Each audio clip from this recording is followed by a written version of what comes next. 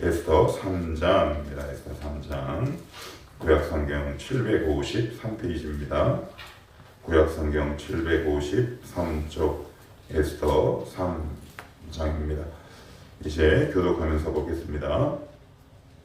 그 후에 아하수에로 왕이 아각 사람 함무다다의 아들 하만의 지위를 높이 올려 함께 있는 모든 대신 위에 두니 대궐문에 있는 왕의 모든 신하들이 왕의 명령대로 하나님께 꿇어 절하되 무릎에게는 꿇지도 아니하고 절하지도 아니하니 대궐문에 있는 왕의 신하들이 모르드게에게 이르되 너는 어찌하여 왕의 명령을 거역하느냐 하고 날마다 고난에 모르드게가 듣지 아니하고 자기는 유다의 임을 알렸더니 그들이 모르드게의 일이 어찌 되나 보고자 하여 하만에게 전하였더라. 하만이 모르드게가 무릎을 꿇지도 아니하고 절하지도 아니함을 보고 매우 노하더니 그들이 모르드게의 민족을 하만에게 알림으로 하만이 모르드게만 죽이는 것이 족하다고 생각하고 아하수에로의 온 나라에 있는 유대인 모르드게 민족을 다 멸하고자 하더라.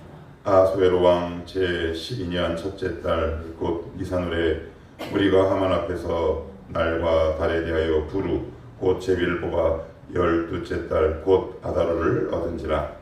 하만이 아하수에로 왕에게 이르되 한민족이 왕의 나라 각 지방 백성 중에 흩어져 거하는데 그 율법이 만민의 법과 달라서 왕의 법률을 지키지 아니하니 용납하는 것이 왕에게 위익하니이다.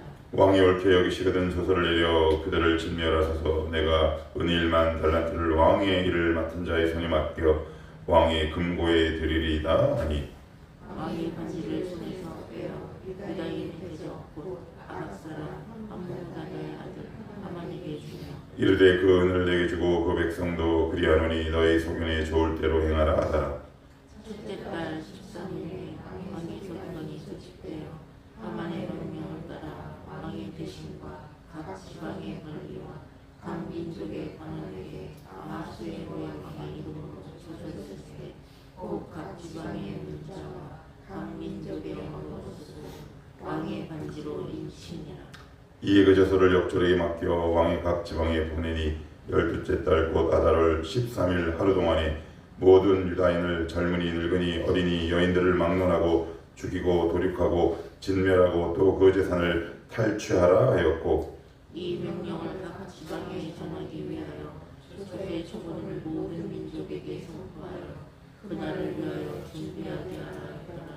같이요. 역절이 왕의 명령을 받들어 급히 나가매 그 조서가 도성 수산에도 반포되니 왕은 하만과 함께 앉아 마시되 수산성은 어지럽더라.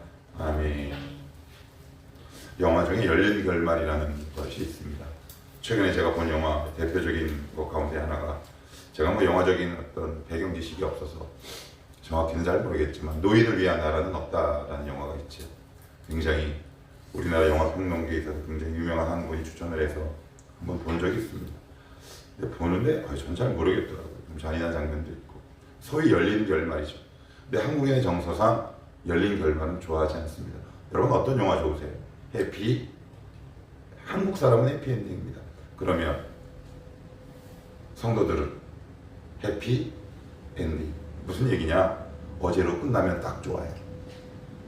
누가 왕비가 됐어요? 에스더가 왕비가. 우리가 그리는 그림이에요. 우리가 그리는 결말이에요. 우리가 마음속에 늘 품고 있는 신앙의 결말이죠. 아, 그냥 이렇게 딱 끝나면 좋겠다. 그런데 하나님은 거기서 끝내지 않으세요. 좀 더 확대하세요. 좀 더 이렇게 일을 크게 벌리시는 것 같죠. 우리가 하나님께 원하는 것은 되게 소소한 거예요. 하나님 요거 이루어 주시고 요거 이루어 주시고. 조금 더 노골적으로 얘기하면 하나님을 적당히 찾을 수 있을 만큼만 저희를 좀 도와주세요 라는 것이 우리의 본 마음입니다. 안 그렇다고요? 한번 찬찬히 살펴보십시오. 하나님 적당히 하나님을 찾을 수 있을 때까지만 저를 행복하게 해주시고 그리고 우리 아들 딸을 왕비로 삼아 주십시오 라는 것이 어떻게 보면 우리 기도의 핵심이요 본질인지 모릅니다. 그런데 하나님은 그런 우리의 마음을 완전히 무장 해제시키시죠. 그래서 거기서 한 걸음뿐만 아니라 두 걸음, 세 걸음 꽁중꽁중 나갑니다. 그러니까 하나님의 보폭을 맞추기가 어렵게 보이기도 하고 당황스럽죠. 무슨 이야기를 제가 좀 하고 싶은 거냐 하면, 문제가 생겼습니다. 어떤 문제가 생기냐면 3장의 내용은 그렇습니다. 모르드게라는 사람은 우리가 잘 알다시피 유대인이잖아요. 유대인들은 하나님 외에 다른 신에게 절을 해서도 안 되고 할 수도 없지요. 그런데 이 하만이라는 이 신하가 있는데, 아하스웨로 크세르크세스라고 그랬습니다. 영화 300에 나오는 그 절대 권력을 갖고 있는 그 왕이 하만의 위치를 확 높여버립니다. 왕 바로 아래. 그래서 모두 무릎을 꿇어라. 근데 꿇을 수가 없지요. 바로 그 이야기입니다. 자, 한번 봅시다. 1절입니다. 그 후에 아하스웨로 왕이 아각 사람 함무다다의 아들 하만의 지위를 높이 올려 함께 있는 모든 어떻게 해요? 대신 위에 두니라. 신하 위에 신은 신하 위에 있는 신하. 원래는 왕이어야 하는데 하만을 특별한 이유로 인해 최고로 높이게 되는데, 그냥 높인 것이 아니라 거의 자기의 버금갈 수준으로 높이게 되죠. 그랬더니 2절은 같이 한번 다시 봅니다. 시작. 대궐문에 있는 왕의 모든 신하들이 다 왕의 명령대로 하만에게 꿇어 절하되 모르드게는 꿇지도 아니하고 절하지도 아니하니. 꿇을 수 없지요.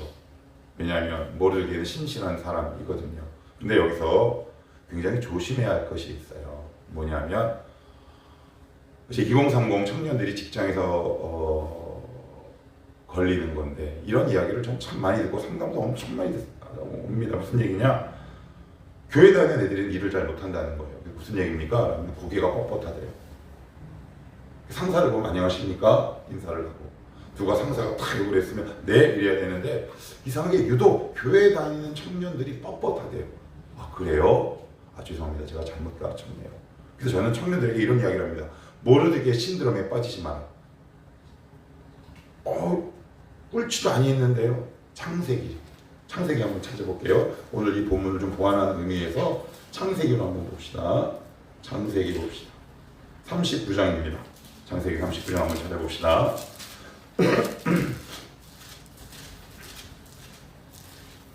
창세기 39장입니다. 39장 4절입니다. 39장 4절. 구약 성경 60페이지 창세기 39장 4절 시작. 요셉이 그의 주인에게 은혜를 입어. 누구를? 요셉이 누구를요? 주인을 어떻게 해요? 섬겼다. 그래요. 섬겼다. 그러니까 이걸 여러분 규정을 잘 맞추셔야 돼요. 하나님께서 우리에게 보내주신 직장, 그들을 우리는 최선을 다해서 섬겨야 하지만, 이 모르드게가 무릎을 꿇지 않았다라는 이 본문은 어떤 의미냐면, 이 세상의 가치와 신념 앞에 무릎을 꿇지 않은 거예요. 근데 우리는 정반대로 하죠. 눈에 보이는 상사와 사람 앞에서는 뻣뻣하고 이 세상의 가치 앞에는 늘 무릎을 꿇어요. 그 균형이 안 맞는 거죠. 날개가 균형을 맞지 않는 거예요. 만약에 누군가에게 자기가 꾸지람을 받았다면, 내가 왜 꾸지람을 받았나? 그런데 의외로 교회 다니는 수많은 청년들이 사회에 나가서 경쟁력이 없다는 이야기를 저는 굉장히 많이 듣습니다. 그러니까 희한한 자존심만 있대요. 야단을 치면 수긍을 하지 않는답니다. 이게 뭔가가 이제 우리가 수정돼야 될 부분이 있어요. 그래서 정리합시다. 여기서 모르드게가 무릎을 꿇지 않았다라는 신학적이고 우리에게 지금 적용할 수 있는 이 시대의 진짜 의미는 뭐냐면, 이 보이는 이 우상, 즉 이 세상을 관통하고 있고 통찰하고 있고 다스리고 있는 물질의 노예, 그리고 물질을 최우선순위에 두고 있는 신념이나 가치, 이런 것들에 무릎을 꿇지 않았다라는 의미로 우리가 수천 년을 거슬러 이렇게 해석해내고 우리에게 적용해야지, 뻣뻣하게 우리 눈에 보이는 상사 앞에 눈을 부라리며 완악하고 완고한 자세를 취하는 것은 결코 아니다 라고 제가 부연 설명을 드립니다. 자, 그러면 이제 문제가 드러나기 시작해요. 이게 그냥 놔둘 수 없어요. 왜요? 여러분 같으면 그냥 놔두겠습니까? 그냥 안 놔두죠. 사단은 그냥 놔두지 않습니다. 사단은 반드시 우리의 무릎을 꿇리게 하는 거죠. 너의 신념이나 가치 언제까지 가나 보자. 그리고 우리를 끊임없이 공격합니다. 그래, 너를 반드시 나에게 무릎 꿇리게 할 거야. 우리는 늘 이 세상에서 그 도전을 받고 있는데, 하만이 드디어 계획을 세웁니다. 그래, 너 나한테 무릎 안 꿇었어? 그러면 내가 너를 죽이고 말 거야. 이게 바로 사단의 전략이요 하만의 전략이라는 거죠. 3절도 같이 한번 읽어봅니다. 시작. 대궐문에 있는 왕의 신하들이 모르드게에게 이르되 너는 어찌하여 왕의 명령을 거역하느냐 하고 4절까지 볼게요. 시작. 날마다 권하되 모르드게가 듣지 아니하고 자기는 유다인임을 알렸더니 그들이 모르드게의 일이 어찌되나 보고자 하여 하만에게 전하였더라. 그래요. 이게 자기가 이제 유다인임을 알렸어요. 전에까지는 알리지 않았어요. 이제 자기가 누군지 이제 정체를 딱 이제 드러냅니다. 이제 드러내니까 우리의 기대는 뭐예요? 우리가 그리는 닫힌 결말을 뭐예요? 그래, 내가 믿음의 결단으로 내가 이 세상에서 믿음으로 아름답게 살아가리라 라고 결단을 하는 딱 순간 사단이 우리를 이렇게 아이고 할렐루야 하고 보듬는 게 아니라 오히려 보듬으면 더 무섭지요. 우리 눈에 보이는 여러 가지 상황이나 여건들 그리고 우리가 기대하는 어떤 일들이 상황들이 자꾸 꼬여가는 거죠. 그러니까 여기서 우리는 늘 실망해요. 나 믿음으로 살려고 결단했는데 왜 이렇게 상황은 꼬여만 가지? 그래서 우리가 흔히 하는 시쳇말로 이런 말 농담으로 많이 주고받잖아요. 어떤 말? 조선말은 예, 하나님의 역사도 끝까지 보셔야 합니다. 그러니까 이게 지금 초입 단계예요. 시작 단계라고요. 여기서 이제 우리는 이제 마음이 확 눌려요. 주눅이 들어버린단 말이에요. 내가 모르드게임을, 내가 유다임을, 그래서 난 물 뿌릴 수 없음을, 나는 예수 믿는 예수쟁이임을, 교회 다니는 성도임을 수많은 사람들에게 드러내고 내가 이제 믿음의 정체성을 확립하고 새로운 믿음을 한번 살아봐야지 라고 말씀을 듣고 결단하는 그 순간 여러분 바깥으로 딱 나가면 우리를 맡고 있는 것들은 우리를 대적하는 수많은 이 사회에 대적되는 분위기와 그런 공격되는 사람이 우리 가운데 있을 수 있는데 그 공격의 강도와 정도가 뭐라고요? 죽이는 거예요. 사단의 최대 목적은 뭐냐면 우리를 죽이는 거예요. 사단의 별명이 있다고 제가 누차 말씀드렸잖아요. 두 가지 있다고 그랬어요. 거짓의 아비, 처음부터 살인한 자. 거짓말을 통해서 우리를 죽이는 것이 사단의 목적. 하나님의 목적은 우리를 살리는 것. 이 두 가지 사이에서 우리가 평생 살아가는 거 아니에요? 누구 말을 믿을 것인가? 근데 한번 물어봅시다. 어떤 말을 더 믿으세요? 근데 사실은 우리는 하나님 말을 더 신뢰하지 않아요. 잘못했대요. 에이, 나 죽이려고 하는 거 아니야? 라는 희한한 신념과 믿음이 우리 가운데 있어요. 없다? 전 있더라고요. 전 있어요. 근데 하나님 뭐라고 말씀하시냐? 나는 너희를 살리려고 한다. 그런데 우리는 그 살리려고 하시는 주님의 말씀에 귀를 기울이는 것보다 오히려 나를 지금도 보이지 않는 곳에서 이 세상 권세를 통해 죽이려고 하는 그 사단의 음성에 더 귀를 기울이는 것이 우리 성도의 현실인 경우가 많다. 여러분 어떠세요? 저는 그랬어요. 저는 그랬다고요. 계속 볼게요. 자, 그랬더니 자 6절 한번 볼게요. 6절 시작. 그들이 모르드게의 민족을 하만에게 알림으로 하만이 모르드게만 죽이는 것이 부족하다고 생각하고 아수에로의 온 나라에 있는 유다인 곧 모르드게의 민족을 다 멸하고자 하더라. 그래요. 누구 때문에 온 민족이 죽게 생겼어요? 모르드게. 만약에 이 사실을 다른 민족이 알면 뭐라고 얘기할까요? 너 때문에 이렇게 얘기하지 않겠습니까? 그죠? 너 때문에 우리 집안 이렇게 된 거야 라고 얘기할 수 있지 않겠습니까? 괜히 그냥 조용히 믿지 잘 믿는다고 나대다가 꼴 좋다 그래도 예수 믿은 결과가 뭐야 라는 손가락질 받아본 적 없으십니까? 받아본 적 없다면 여러분들 나는 지금 제대로 믿고 있는지 한번 우리는 결심하고 결단할 수 있어야 할 것 같아요. 충분히 그런 손가락질 올 수 있겠지요. 그냥 은연중에 조용조용히 살아가면 되는데 자기의 정체가 누구며 자기가 어떤 사람인지를 수많은 사람들에게 내가 딱 공개하는 그 순간 나만 위험해지면 괜찮은데 누구요? 민족까지 죽는 상황으로 내가 만약에 내 신앙 결단을 통해 그런 일이 여러분 주변에 생긴다면 여러분 주변에 있는 사람들을 여러분들 향해 손가락질 하겠습니까? 응원하겠습니까? 우리 성월함교회 성도들은 응원합시다. 그런 교회가 되어야지 않겠습니까? 너 때문에 그건 고생 좀 하셔야 합니다. 아무튼 일이 어떻게 점점 커져요, 작아져요? 골치 아파져요. 예수 믿는 게 이렇대요. 어떻게 가시겠어요? 가시겠습니까? 이게 되게 당황스러워요. 이게 그냥 이게 단순히 문자가 아니라 우리의 이야기라는 말이에요. 뭔가 다친 게 얼마나 해피엔딩이 되나 싶다가 내가 예상하지 못한 삶의 다양한 일들이 이것저것에서 막 터져 나와요. 그러면 우리가 외치는 하나님 앞에 올리는 기도, 하나님 좀 어떻게 해야 돼요?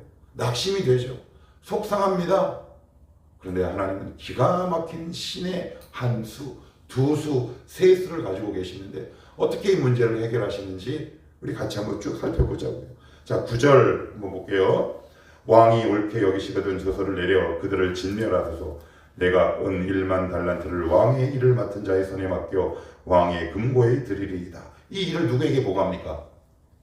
아수에로 크세르크세스에게 탁 보고하니까 그러면서 뭐라 그래요? 은 1만 달란트를 드릴게요. 그랬더니 그가 하는 행동이나 말이 너무 사리에 맞고 논리에 맞고 더군다나 돈도 준다니까 이 왕의 마음에 너무 흡족했던 것 같아요. 그랬더니 굉장히 놀라운 이야기를 합니다. 자, 10절 한번 봅니다. 시작. 왕이 반지를 손에서 빼어 유다인의 대적 곧 아각 사람 함무다다의 아들 하만에게 주며, 이게 무슨 이야기입니까? 반지를 뺀다는 건, 반지는 뭐냐면 도장이에요. 여러분 도장 아무나 줘요? 유십사님 저 인감 좀 주셔. 은혜야 인감 줄래? 아유 쳐다보지도 않는다. 인감 주실래요? 그럼 여러분들, 저는 여러분들 인감 줄까요? 안 줘요. 인감은 누구에게만 줘요? 저는 지금 정희씨밖에 줄 사람이 없어요. 무슨 얘기예요? 가장 믿고 신뢰한다는 얘기 아니에요? 누구를? 유대인을 죽이려고 하는 하만을. 모르드게를 둘러싼 모든 환경들이 모르드게에게 불리하게 돌아가요. 여러분 지금 혹시 그런 위치에 있습니까? 야, 이거 점점 나에게 불리하고 힘든 상황으로 막 몰고 가? 이제 그럴 때 우리에게 나타나는 반응들이 있다고 제가 계속 이야기해요. 이럴 때 어떻게 하시라고 그랬어요? 어떻게 하라고요? 그 자리 지키시라고 그랬어요. 하나님이 하시는 일을 기다리며 그 자리를 지키셔야 돼요. 자, 계속 볼게요. 11절. 이르되 그 은을 내게 주고, 그러니까 왕이 너무 기분이 좋았어요. 이르되 그 은을 너에게 도로 줄게. 그 백성도 어디 갔어? 어디 갔죠? 11절. 이르되 그 은을 내게 주고 그 백성도 그리하노니 너의 소견에 좋을 대로 행하라. 자, 그리고 13절. 이에 그 조서를 욕졸에게 맡겨 왕의 각 지방에 보내니 12째 달 곧 아달월 13일 하루 동안에 모든 유다인을 젊은이 늙은이 어린이 여인들을 막론하고 죽이고 도륙하고 진멸하고 또 그 재산을 탈취하라 하였고. 그래요. 이게 이제 모르드게가 해결할 수 있는 문제인가요? 모르드게의 직업이 뭐예요? 정확하게 딱 언급되어 있지는 않지만 글쎄요, 하만보다 높을까요? 도저히 모르드게에게 감당할 수 없는 일들이 벌어진 거예요. 그러니까 우리는 늘 이 현실과 반복 속에서 살아가고 있지 않아요? 그러니까 우리는 거기서 이게 어떻게 돌아갈지 우리의 생각이 회로를 돌립니다. 여러분 생각의 회로를 끊임없이 돌려요. 그럼 두 가지 현상이 일어나요. 과부하가 일어납니다. 우리의 머리는 돌리면 돌릴수록 과부하가 일어나요. 그리고 두 번째, 믿음의 자리에서 떠나버립니다. 이거 꼭 기억하셔야 돼요. 과부하가 걸립니다. 과부하가 걸려요. 우리 머리에서 연기가 뭉게뭉게 일어나기 시작한다고요. 여러분 그 작업 한번 해보십시오. 끝까지 한번 해보세요. 그 생각을 딱 멈추고 기도의 자리로 나오는 그것이 우리에게 있는 진짜 믿음의 실력이거든요. 그러면 이제 내일 다음 주 쭉 보겠지만 하나님 왜 이렇게 문제를 점점 크게 확산시키실까요? 이유가 있어요. 창세기 13장 봅시다. 창세기 13장.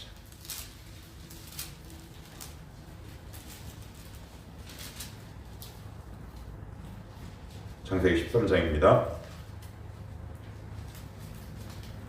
13장 구약성경 15페이지입니다. 13장입니다. 1절 먼저 읽습니다. 시작. 아브라함이 애굽에서 그와 그의 아내와 모든 소유와 롯과 함께 네겝으로 올라가니. 자, 이렇게 나와요. 이제 애굽에서 나왔어요. 자, 나왔어요. 그럼 12장 10절로 한번 가요. 12장 10절. 자, 읽습니다. 시작. 그 땅이 기근이 들었으므로 아브라함이 애굽에 거류하려고 어디로 내려갔어요? 애굽에 내려갔어요. 뭐 때문에? 기근 때문에. 왜 내려갔어요? 먹고 살려고 내려갔어요. 그러니까 지금 아브라함에게 가장 필요한 건 뭐예요? 먹고 사는 문제예요. 그런데 먹고 사는 문제를 해결하려고 애굽에 딱 내려갔는데 무슨 문제가 발생하느냐? 더 아픔이 발생해요. 자기 부인을 애굽 왕 바로에게 빼앗겨요. 이거 어떻게 해요? 하나님 말씀 따라왔는데. 그런데 하나님이 그 밤에 애굽 왕 바로에게 나타나서 이렇게 얘기하죠. 너 맞고 보낼래? 그냥 보낼래? 그랬더니 애굽 왕 바로가 너무 놀라서 사라도 돌려주고 아브라함에게 은금 보화도 함께 줍니다. 아내의 문제를 해결함과 동시에 기근의 문제도 하나님이 해결하시죠. 이게 하나님의 일하시는 방법이에요. 나는 분명히 이 문제를 놓고 막 끙끙거리고 기도하고 있는데 하나님은 예상하지 못한 문제를 저쪽에서 탁 하고 터뜨려요. 그러면 우리는 기도가 낙심이 돼요. 아, 하나님 응답 안 하시는구나. 그게 아니에요. 그 문제를 딱 터뜨리심과 동시에 이 문제와 더불어 내가 안고 있는 또 다른 문제를 해결하고 하시는 하나님의 큰 그림이 있는 거예요.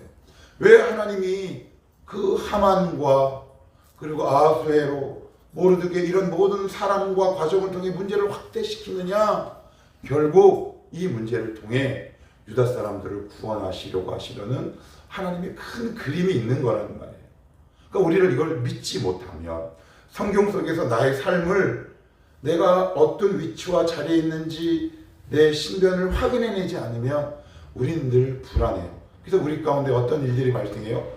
머리를 자꾸 돌리면 어떤 일이 발생한다? 과부하가 걸려요. 우리 마음에 과부하가 걸리잖아요. 그래서 우리 너무 지치잖아요. 그럴 때 뭐가 필요해요? 어려운 일 당할 때 나의 믿음 적으나 위태할 때 돕는 예수 그리스도를 믿는 믿음이 필요한 거. 그것이 바로 하나님 우리에게 요구하시는 거란 말이에요. 정리할게요. 하나님은 우리의 인생을 다친 결말로 두지 않으세요. 자꾸 이 문제가 해결되는 것 같고 이제는 좀 두 발 쭉 뻗고 살만하다 할 때 다른 문제가 일으키죠. 늘 우리의 삶을 열리는 결말로 확대해 가시죠. 우리의 기대와는 너무 다르다 그랬어요. 왜 그래요? 하나님의 역사와 당신의 성품관격을 우리에게 알려주고 싶으신 거예요. 나 이런 존재다. 그러니 너의 생각에 나를 가두지 마라. 하나님 그래도 너무 인생이 피곤합니다. 아니야, 기다려. 그것을 통해 너의 믿음이 더 크게 자랄 것이고 다른 문제도 아울러 동시에 해결될 것이다. 그래서 나는 분명히 하나님 앞에 나름대로 몸부림치고 기도하고 있음에도 불구하고 어떤 다른 보이지 않는 문제들이 점점 이렇게 생긴다? 그렇다면 이 말씀을 딱 붙들고 이렇게 기도하십시오. 하나님, 이 다른 문제를 통하여 또 다른 문제를 해결하고 하시려는 하나님의 큰 그림을 오늘 믿고 신뢰합니다. 하나님, 이 자리에서 제 믿음이 뒤로 물러나지 않도록 도와주셔서 하나님이 해결하신 그 순간까지 제 믿음의 자리를 잘 지키게 하옵소서. 그래서 결론부터 말씀드리면 어떻게 됩니까? 결국 죽으면 죽으리다 라고 대표되는 그 왕비 에스더가 결국 유대 민족을 구원하게 되는 거죠. 여기까지가 바로 하나님이 우리에게 그리고 계시고 계획하고 계시는 인생의 그림이다. 그러니 나는 지금 어떤 문제를 기도하고 있는데 다른 엉뚱한 부분에서 문제가 터질 때 낙심을 하지 않으셔도 좋다. 우리 끝까지 한번 가봅시다. 그래서 우리의 삶과 인생 가운데 하나님께서 여러분들에게 어떤 무대를 펼치실지 기대하고 기도하는 이 시대에 깨어있는 성도가 되시기를 축복합니다. 기도합시다.